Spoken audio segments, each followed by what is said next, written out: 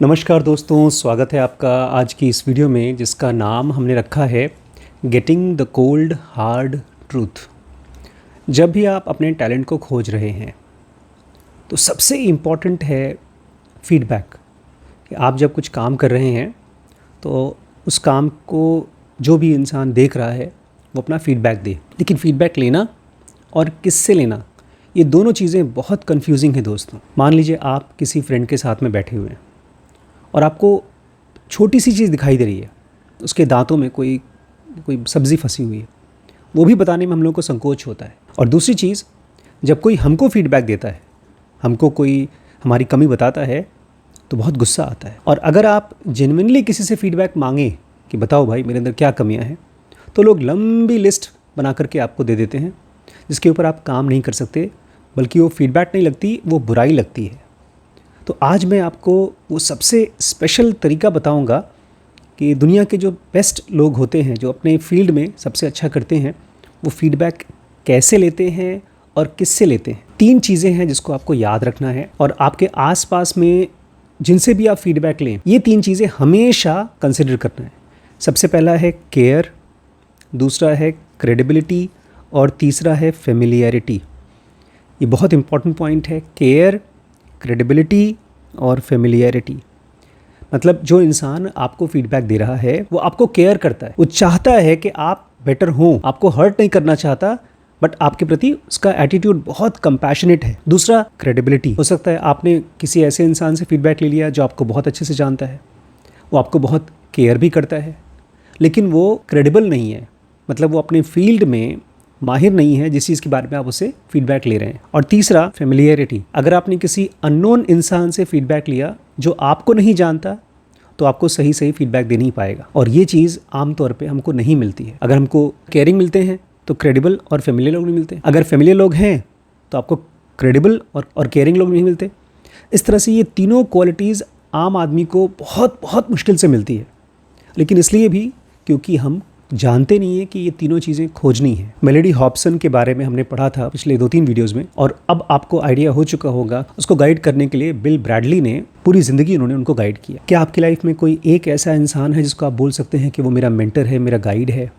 मैं कह सकता हूँ मेरी लाइफ में कई मेंटर्स हैं जिनके पास मैं रेगुलरली अपनी प्रॉब्लम शेयर करता हूँ, और वो बिना किसी संकोच के मुझे साफ फीडबैक दे पाते हैं। इसके लिए मैंने उनको अधिकार दिया है। जब भी मैं उनसे पूछता हूँ अपने मेंटर से किसी सवाल को, तो जब वो शुरू में झिझकते थे, संकोच करते थे, तो मैं उनसे एकदम ज़ोर देकर बोलता था कि आप बिल्कुल इसकी चिंता मत करिए कि मुझे ख़राब लगेगा या मुझे हर्ट होगा, आप बिल्कुल साफ बताइए। और आप लोग भी, हमारे सब्सक्राइबर्स, कोई संकोच नहीं करते, आपके कमेंट्स मुझे हेल्प करते हैं और इम्प्रूव करने में। तो एक तरह से आप लोग भी मेरे मेंटर्स हैं, और फ्यूचर में भी मैं चाहूँगा आप लोग अपने कमेंट के ज़रिए, कैंडिड कमेंट के ज़रिए मुझे बताते रहें कि मैं कहाँ गलत कर रहा हूँ, कहाँ पर मुझे सुधार करना चाहिए। तो ये वीडियो बहुत बहुत इंपॉर्टेंट है। इस पूरी सीरीज़ को देखने के लिए आप dkbrains.com में जा कर के हमने एक नया बंडल बनाया है आपके लिए। उसका नाम है सॉलिड मनी रूल्स। उस बंडल में पर्सनली कैसे आप सक्सेसफुल होते हैं, फाइनेंशियली फ्री होते हैं, वो सीरीज़ रखी है। तो आप जाकर dkbrains.com में सॉलिड मनी रूल्स नाम का सेक्शन चेक करिए और आज ही स्टार्ट कर दीजिए, ठीक है? Thank you. नमस्कार दोस्तों, मैं बहुत इम्पॉर्टेंट सीरीज़ बना रहा हूँ।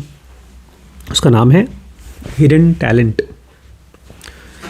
क्या है हिडन टैलेंट? कहा जाता है कोयले में हीरा होता है, लेकिन अगर कोई भी कोयला उठाइए आप तो वो हीरा नहीं बन जाता।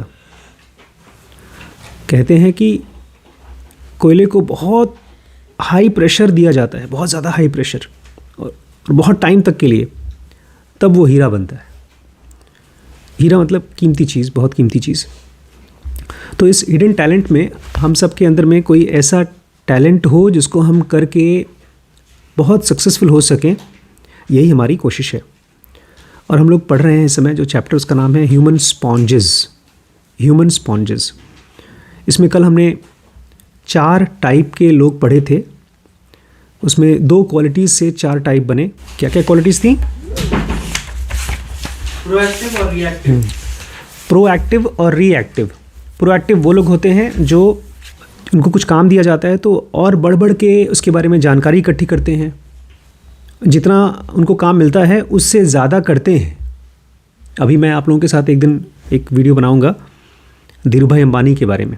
बहुत दिन से खोज रहा था, फाइनली मुझे उनकी बायोग्राफी मिली है। पिछले 50 सालों में शायद सबसे ज़्यादा प्रोएक्टिव बंदा था इंडिया का। जो टाटा फैमिली 100 सालों में की है, 200 सालों में किया है, वो धीरू भाई अंबानी ने, जो मुकेश अंबानी है उनके पिताजी ने, एक जनरेशन में किया है। बहुत गरीब थे वो, तो वो प्रोएक्टिव थे। और ज़्यादातर लोग रिएक्टिव होते हैं। जब उनको बताया जाता है, टोका जाता है, तो जितना बताते हैं उतना ही वो करते हैं, रिएक्ट करते हैं। उनको पहले एक्शन मिलता है, फिर रिएक्शन करते हैं। जैसे आप लोग कुछ काम धाम नहीं कर रहे हैं, खेल कूद रहे हैं, तो मैं आपको बोलूँ कि तुम लोग पढ़ो, तो आप पढ़ें, तो वो हो गया रिएक्टिव। तो देखा गया है कि जो लोग रिएक्टिव हैं वो लोग उतने सक्सेसफुल नहीं होते जितना प्रोएक्टिव होते हैं। और एक और क्वालिटी बताई गई है, ईगो सेंट्रिक या तो ग्रोथ सेंट्रिक। अब हर आदमी इसके बारे में सोचता नहीं, लेकिन अच्छा है कि कम से कम इसके बाद आप सोचना शुरू करिए कि आप अपने बारे में पूछिए कि मैं ईगो सेंट्रिक हूँ कि ग्रोथ सेंट्रिक हूँ। तो ईगो सेंट्रिक जो लोग होते हैं, जब उनके बारे में कुछ नेगेटिव चीज़ बताई जाती है, कमी बताई जाती है, तो वो लोग दिल से ले लेते हैं। तारीफ बताई जाती है तो बड़े खुश हो जाते हैं। तो ऐसे लोग को जब इन्फॉर्मेशन मिलती है, जानकारी मिलती है, तो बहुत ज़्यादा हेल्प नहीं कर पाते, क्योंकि वो ईगो, हर चीज़ को ईगो लेकर के बना लेते हैं और बस खुश हो जाते हैं, ग्रोथ नहीं होती उनकी। और वहीं ग्रोथ सेंट्रिक का आज हम बहुत अच्छा एग्जाम्पल पढ़ेंगे कि ये लोग बहुत समझदार होते हैं अपनी ग्रोथ के लिए, लोगों से फीडबैक लेने के लिए। तो आज के चैप्टर का नाम है getting the cold hard truth. Getting the cold hard truth, एकदम सच्चा और मुश्किल सच, ठंडा मुश्किल सच को ले पाना। बहुत अच्छा आज का क्लास है। The message from my body came through loud and clear, you do not belong here. Author कह रहे हैं कि जब मैं स्टेज पर खड़ा हुआ स्पीच देने के लिए पब्लिक के सामने, तो मेरी बॉडी साफ साफ बोल रही थी, तुम इस चीज़ के लिए नहीं बने हुए हो। मेरे पूरे बॉडी में पसीना आ रहा था और पेट में बटरफ्लाइज घूम रही थी, मतलब तितली घूम रही थी। पेट गुड़गुड़ कर रहा था डर के मारे, और मेरा पूरा शरीर यही कह रहा था कि यहाँ स्टेज पर रहने का तुम्हारा कोई बिजनेस नहीं है, तुम इसके लिए बने ही नहीं हो। As a shy introvert, just raising my hand to speak in the class was enough to give me jitters. बोलते मैं क्लास में बहुत शर्मिंदा लड़का था, अगर हाथ उठा करके क्वेश्चन का आंसर भी देना हो तो भी मुझे जिटर्स आ जाते थे, एकदम दौरे पड़ जाते थे बहुत डर के मारे। पुराने ज़माने में जब फ़ोन में वो नहीं आता था कि किसका फ़ोन आया है, पता नहीं होता था, नाम नहीं आता था, तो मुझे फ़ोन उठाने में भी डर लगता था, पता नहीं कौन हो, कैसे मैं जवाब दूँ, डरता था मैं। As a graduate student I was determined to get over my fear of public speaking the fast way. कहा जाता है पब्लिक स्पीकिंग बहुत बहुत इंपॉर्टेंट क्वालिटी है अगर आप सक्सेसफुल होना चाहते हैं। आज जो नरेंद्र मोदी हैं वो बहुत अच्छे पब्लिक स्पीकर हैं, और उनके कंपैरिजन में अगर आप राहुल गांधी, वो पब्लिक स्पीकर नहीं है अच्छे, वो हड़खड़ाते हैं, मतलब लड़खड़ाते हैं, उनकी ज़ुबान बहुत कांपती है, पब्लिक को नहीं ले पाते, ग्रिप नहीं कर पाते। तो कहना है मैं जब ग्रेजुएट हुआ, स्टूडेंट था, तो मैंने डिसाइड किया कि मुझे जो पब्लिक स्पीकिंग का डर है वो ख़त्म करूँगा। I don't have time to dip my toe in the shallow end of the exposure therapy. बोलते मेरे पास टाइम नहीं था कि मैं जा कर के छोटे से ग्रुप के साथ, फिर और बड़े ग्रुप के साथ, फिर और बड़े ग्रुप के साथ अपने डर को धीमे धीमे ख़त्म करूँ। इसलिए मैं सीधे गहरे समुद्र में कूद गया। तो मैंने सीधे बोल दिया कॉलेज में कि जूनियर बच्चे जो हैं उनको जाकर के मैं लेक्चर दूंगा। वॉलंटियर दिया, मतलब अपनी मर्ज़ी से जाके बोला। मुझे उनका इनपुट चाहिए था सीखने के लिए। But when I asked those friends for feedback afterwards, they came back with vague compliments, interesting content, enthusiastic delivery. और जब मेरा लेक्चर हो गया तो मैंने उनको पूछा कैसा था, बताओ भाई फीडबैक दो। तो लोग बोलते हैं ऐसे ही वेग कॉम्प्लीमेंट देते हैं, ठीक ठाक था, अच्छा बोला, डिलीवरी भी ठीक ठाक थी, मतलब कोई सीरियस चीज़ नहीं बताई, कोई काम की चीज़ नहीं बताई। जब भी किसी के पास काम की चीज़ होती है तो बताने से कतराते हैं। We even hesitate to tell friends they have food on their teeth. अगर हमारा दोस्त है, जान पहचान का कोई है और उसके दांत में कोई सब्जी लगी हुई है, तो उसको भी बताने में हम हिचकिचाते हैं, हेजिटेट करते हैं। We are confusing politeness with kindness. ऐसी कंडीशन में हम लोग सोचते हैं कि हम यार उसको ख़राब ना लग जाए, लेकिन सच पूछिए तो आप उसका नुकसान ही कर रहे हैं।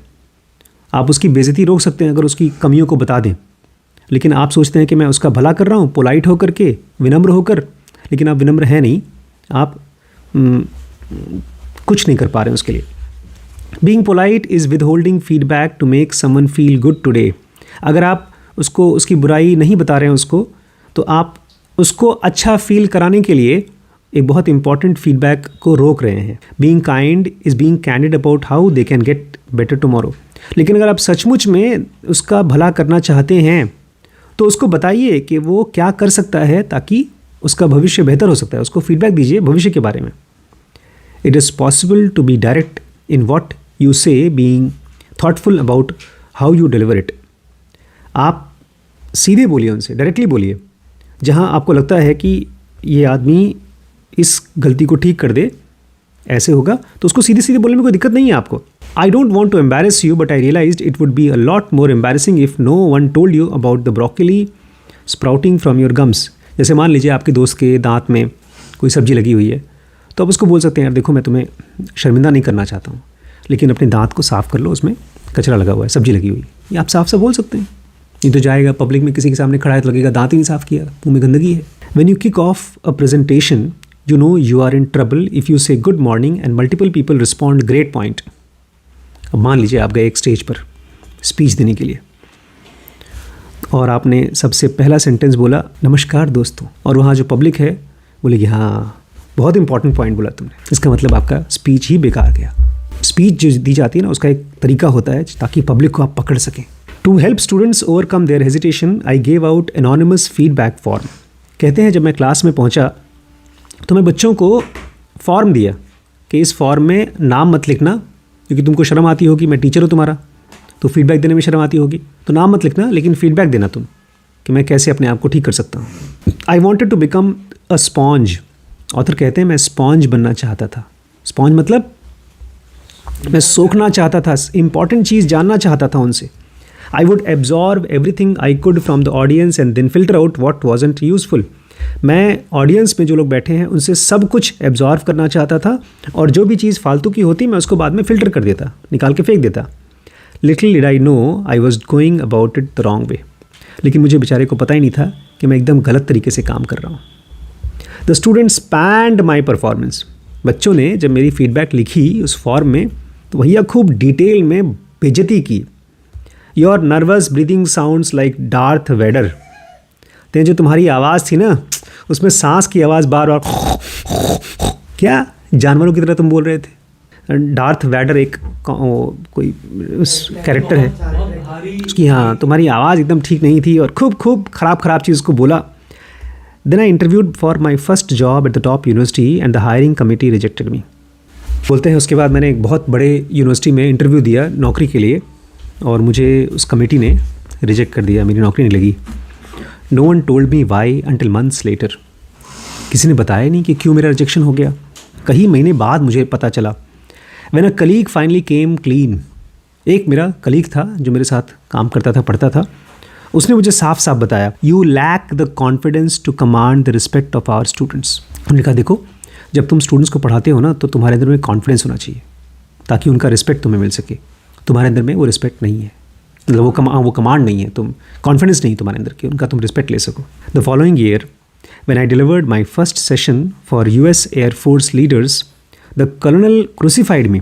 और उसके एक साल बाद जब मैं यूएस एयरफोर्स में मिलिट्री में जाकर के अपना पहला स्पीच दिया था, तो वहाँ पर जो कर्नल था उसने तो मुझे भैया क्रूसीफाई कर दिया, मुझे खूंटी पे चढ़ा दिया, सूली पे चढ़ा दिया।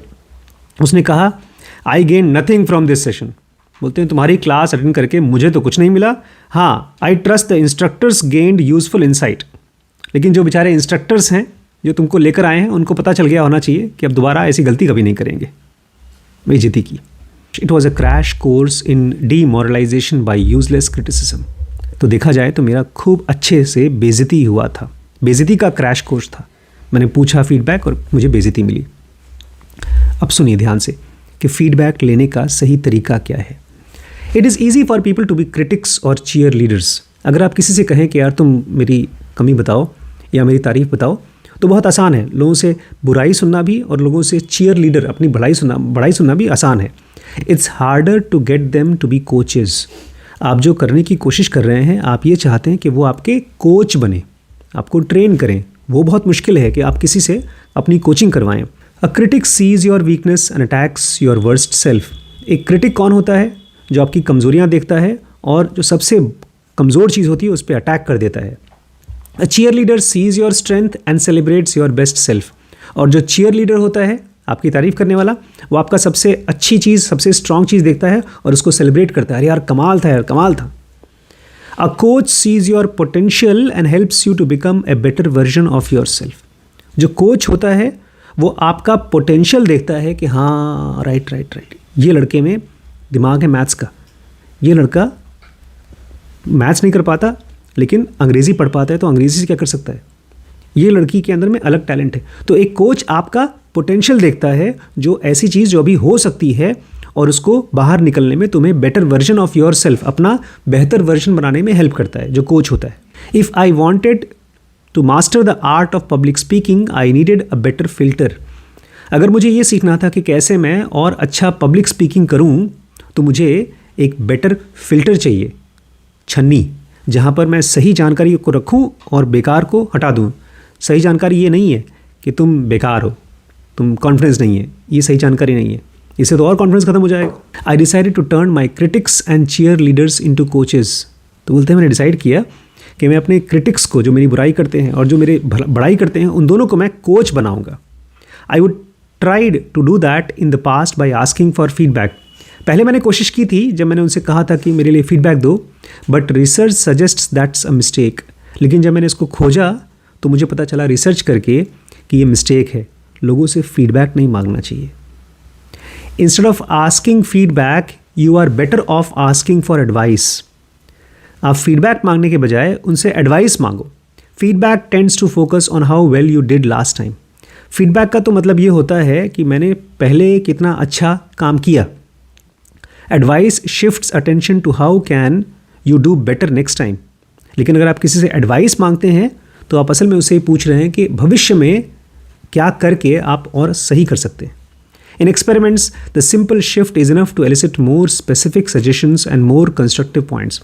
और जो भी एक्सपेरिमेंट्स किए गए हैं उसमें इसको साफ साफ देखा गया है, जब आप एडवाइस पूछते हो लोगों से तो आपको सही सही पॉइंट्स बताते हैं, कंस्ट्रक्टिव पॉइंट्स बताते हैं जो आपके काम की होती हैं। Rather than dwelling on what you did wrong, advice guides you towards what you can do right. बजाय इस चीज़ पर चिंता करना कि मैंने क्या गड़बड़ी की, आपका दिमाग उन एडवाइस की मदद से आप इस चीज़ पर सोच सकते हैं कि मैं क्या सही करूं। I replaced my usual feedback questions with basic request for advice. तो जब भी मैंने फॉर्म देना शुरू किया तो मैंने बच्चों को या जो भी मेरी ऑडियंस थी उनको ये नहीं पूछा कि आप फीडबैक दो, मैं उनसे एडवाइस मांगता था। मैं उनको पूछता था what is the one thing I can do better. वो एक चीज़ बताओ जो मैं और अच्छे से करूँ।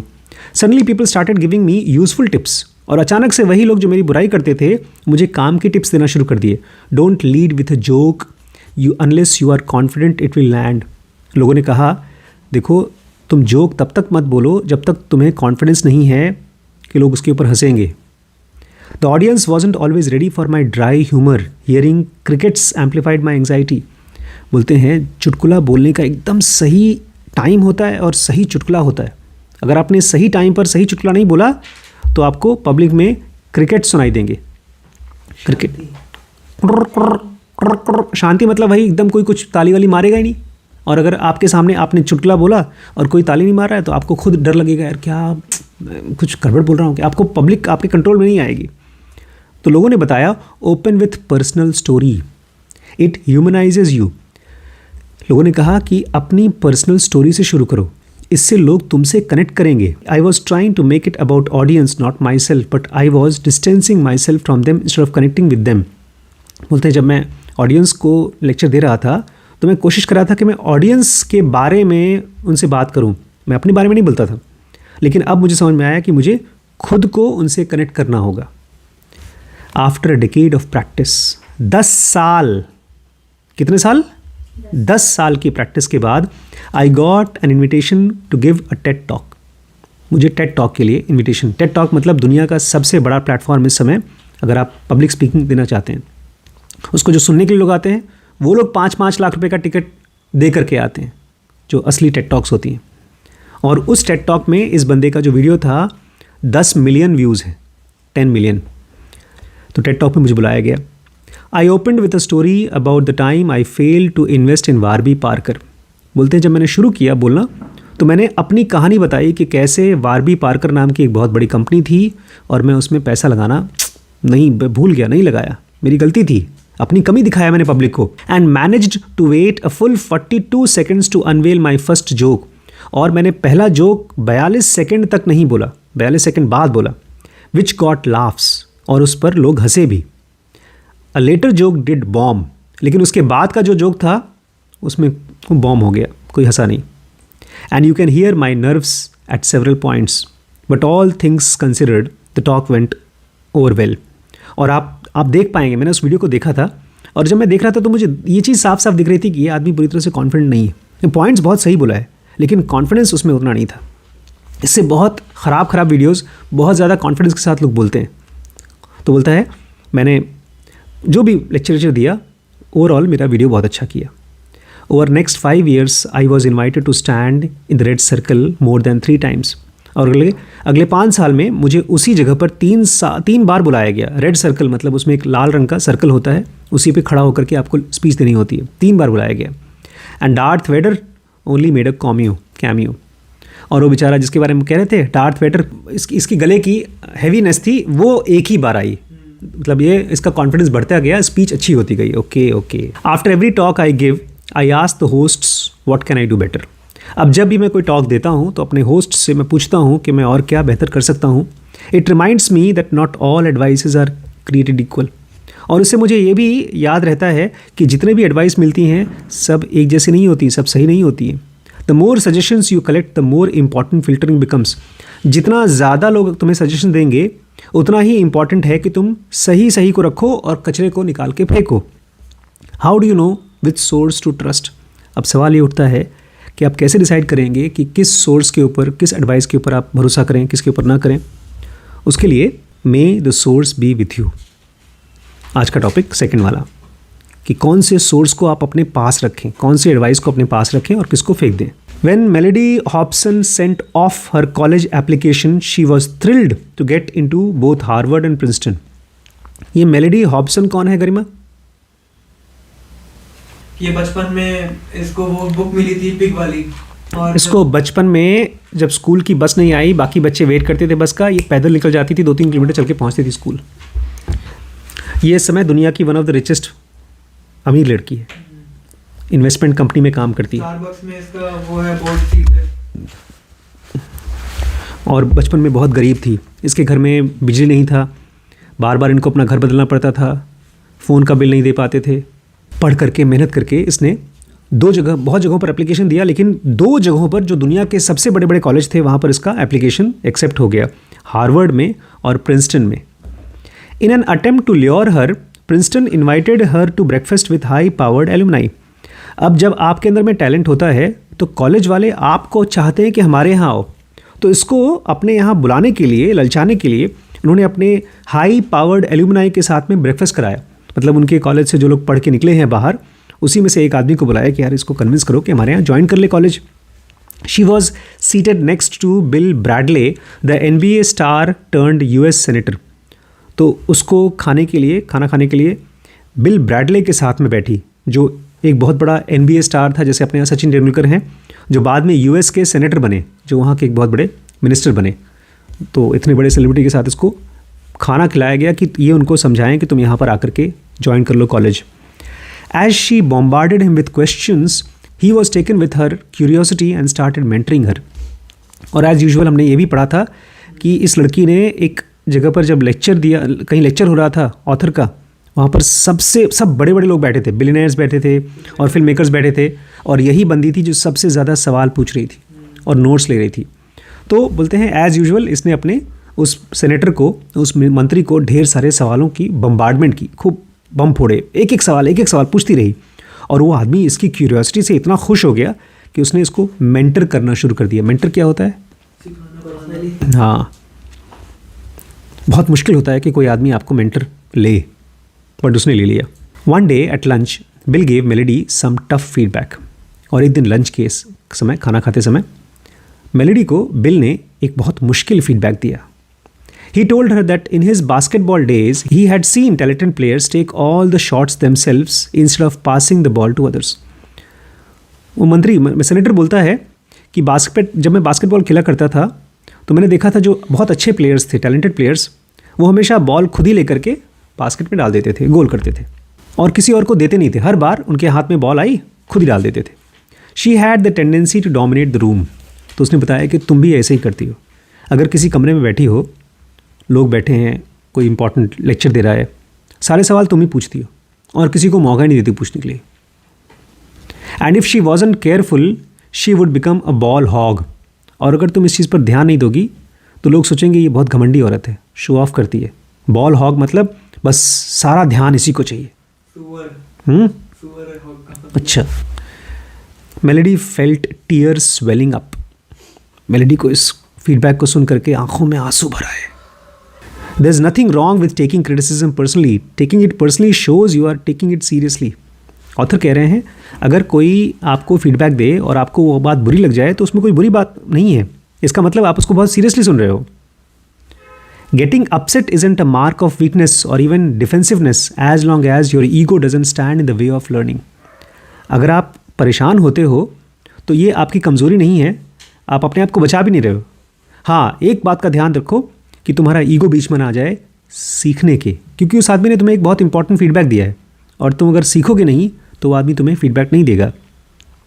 अ key to being a sponge is determining what information to absorb versus what to filter out. अगर आप स्पॉन्ज बनना चाहते हैं, जो दुनिया का सबसे पुरानी प्रजाति है, उसकी तरह आप सर्वाइव करना चाहते हैं, तो कुंजी ये है कि आप देखिए कि कौन सी बात को एब्जॉर्ब करें, रखें और किसको फिल्टर आउट कर दें, निकाल दें। It's a question of which coaches to trust. ये सवाल ये है कि किस कोच को आप भरोसा करें। I like to break trustworthiness down to 3 components.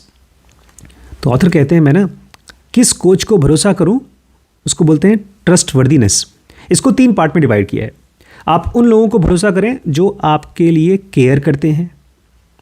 दूसरा, जो लोग क्रेडिबल हैं, क्रेडिबल मतलब उनकी बात का आपको भरोसा होगा क्योंकि वो मार्केट में वो उस मुद्दे पर बोल सकते हैं। हाँ, मान लो मैं डॉक्टर हूँ तो आप मेरी डॉक्टरी वाली बात पर क्रेडिबिलिटी है, लेकिन अगर मैं स्टॉक मार्केट के बारे में बोलूँ तो वो क्रेडिबिलिटी नहीं होगी मेरी। जैसे अगर मैं स्क्रीन राइटिंग सिखाऊंगा, पेन बनाना सिखाऊंगा तो मेरी क्रेडिबिलिटी नहीं है, तो मैंने बनाई नहीं। लेकिन अगर आप ये बोल देते हैं कि मैंने बुक पढ़ी है और बुक में से पढ़ करके आपको बता रहा हूँ, तो वो क्रेडिबिलिटी एक तरह से ऑनेस्टी हो जाएगी। ऑनेस्टी की वजह से क्रेडिबिलिटी आएगी, बट आपकी एक्सपीरियंस नहीं आएगी। तो जिस आदमी से आप सीखेंगे उसको वो आपका केयर करना चाहिए, केवल आपको बुराई करना चाहता है ऐसा नहीं होना चाहिए। दूसरा, वो क्रेडिबल होना चाहिए। और तीसरा, फेमिलियरिटी, कि वो आपको जानना भी चाहिए। वो जानता है नहीं, ऐसे आकर के आपकी बुराई करके चला गया, ऐसा नहीं होना चाहिए। Care, credibility and familiarity. If they don't care about you, they haven't earn the right for you to care about their reaction. अगर कोई आदमी आपके लिए केयर नहीं करता तो उसको कोई अधिकार नहीं मिलता कि आप उसके रिएक्शंस का केयर करो। If they are not qualified to जज द टास्क और close enough to know your potential, you can discount their views and prove them wrong. और अगर वो अपने काम के लिए जो काम कर रहे हैं आपको जज करने के लिए क्वालिफाइड नहीं है, तो भी आप उनकी व्यूज़ को, उनके ओपिनियंस को डिस्काउंट कर सकते हैं। But if they have demonstrated that you matter to them and they know the domain and your skill, they are offering information to improve yourself. लेकिन मान लो वो आपको दिखा चुके हैं कि वो अपने डोमेन का और अपने स्किल के माहिर हैं, वो अपना काम अच्छे से जानते हैं, और वो ये भी दिखा रहे हैं कि वो आपको केयर करते हैं और वो आपको इन्फॉर्मेशन दे रहे हैं आपको इम्प्रूव करने के लिए। That doesn't mean you have to accept every bit of constructive criticism they give. इसका भी मतलब ये नहीं है कि आप उनकी सारी बातों को एक्सेप्ट कर लो जो बुराई कर रहे हैं। You also don't have to agree with it to learn from it. और दूसरी बात, अगर कोई आदमी आपको कोई फीडबैक देता है और वो गलत, मतलब वो बताता है, आपकी कमी बताता है, तो ज़रूरी नहीं कि आप उसको अग्री करो, but trying to understand what provoked their reaction, you can glean insight about how to elicit a different response next time.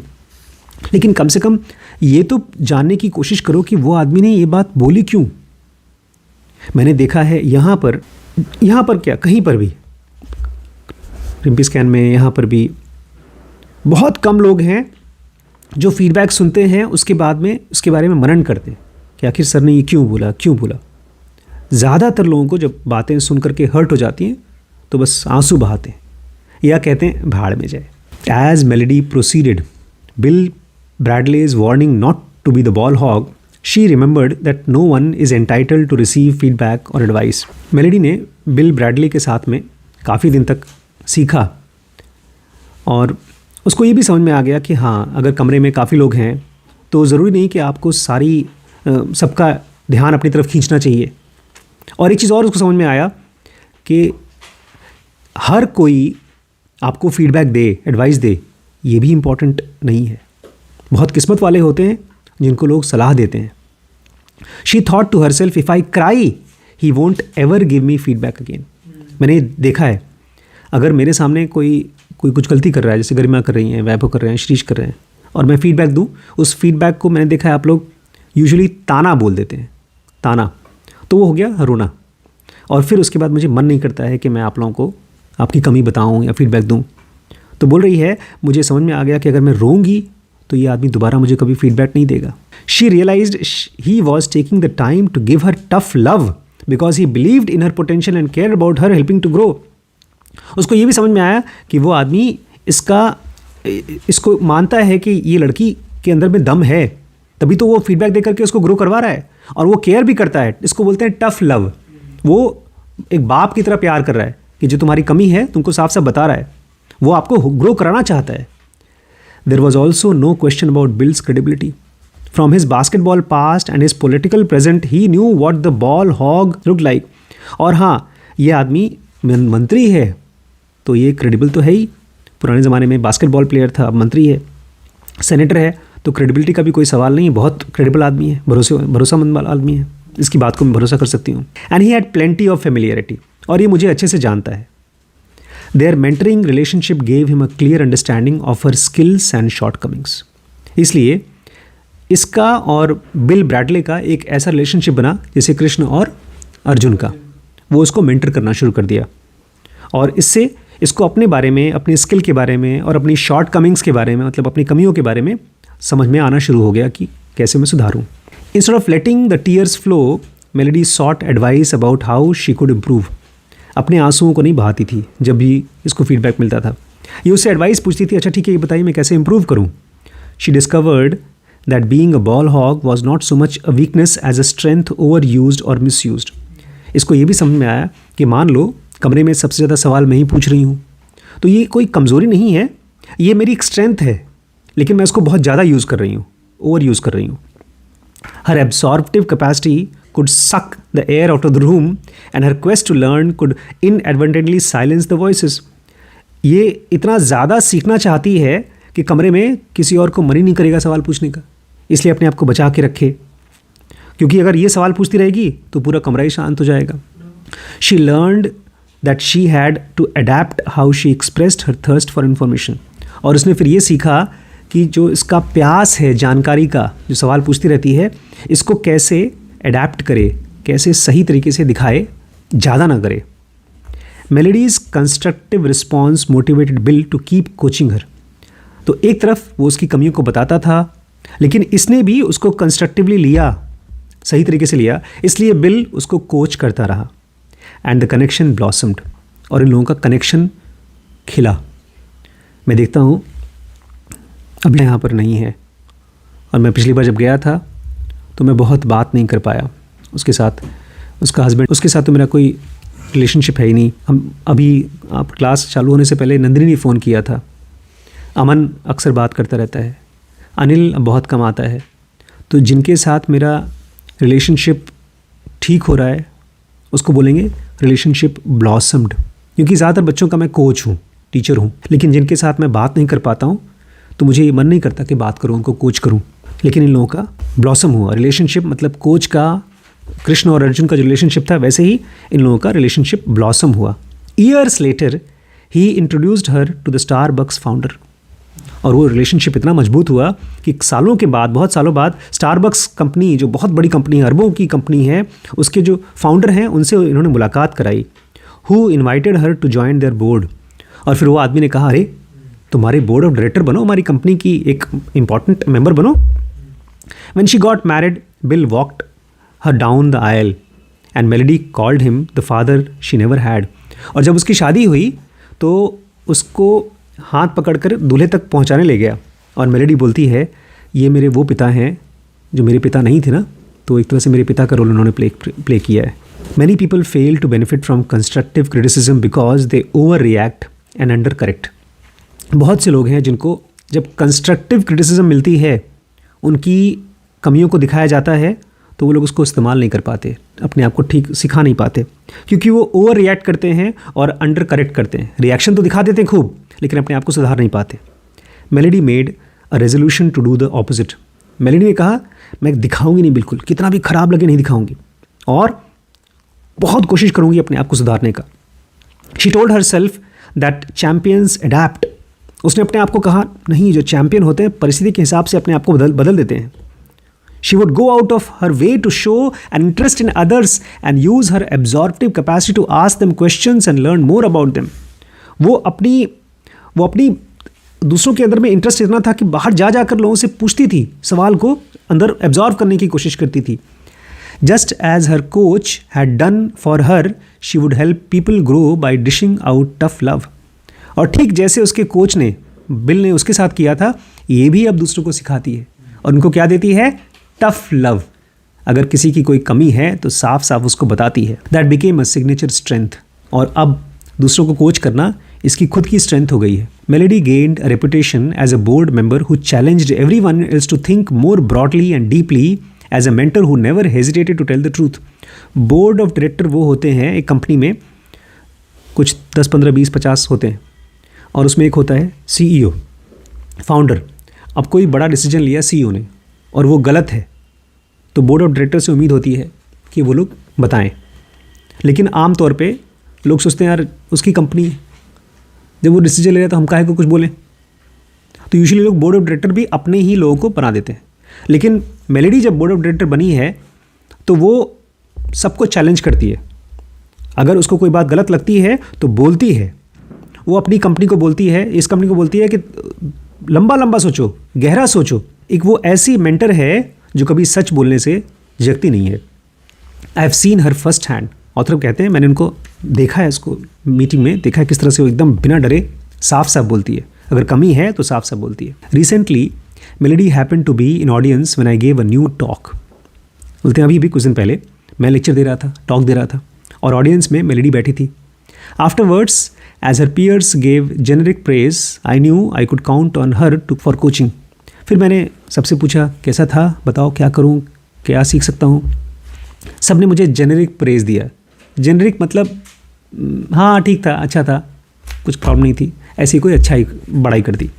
लेकिन मुझे पता था मैं इसके पास जा सकता हूँ, मेलोडी के पास, और उसको मैं कोचिंग ले सकता हूँ. Sure enough when I reached out she called me with notes. जब मैं उसके पास पहुँचा तो अपना नोट्स बनाकर वेट कर रही थी मेरा. A big tech away was I needed a cleaner tough line so attendees didn't lose the message.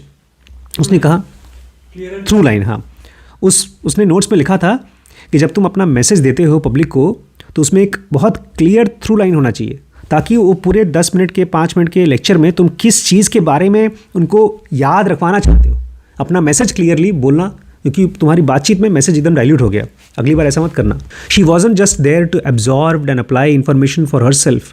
She wanted to make sure the audience could absorb and apply too. वो वहाँ पर खाली अपने लिए नहीं बैठी थी कि जो भी जानकारी मिल रही है उसको मैं खुद सुन लूँ, एब्जॉर्ब कर लूँ और अप्लाई करूँ. वो ये भी चाहती थी कि पब्लिक भी उस मैसेज को एब्जॉर्ब करे और अप्लाई करे. That speaks to my favourite property of sponge. यही स्पॉन्ज की सबसे फेवरेट प्रॉपर्टी है, सबसे खास प्रॉपर्टी है, जिसकी वजह से स्पॉन्ज 500 मिलियन साल तक जिंदा है. वो क्या प्रॉपर्टी है अभी आगे बता रहा है. At some point in the past sea sponges branched off on their own evolutionary tree. पता नहीं कब, कितने हज़ारों साल, लाखों साल पहले जो समुद्री स्पॉन्ज थे वो वहाँ से हटे और वो इवॉल्व हुए. इवॉल्व समझते हैं? जैसे एक प्रजाति दूसरी प्रजाति में बदलती है.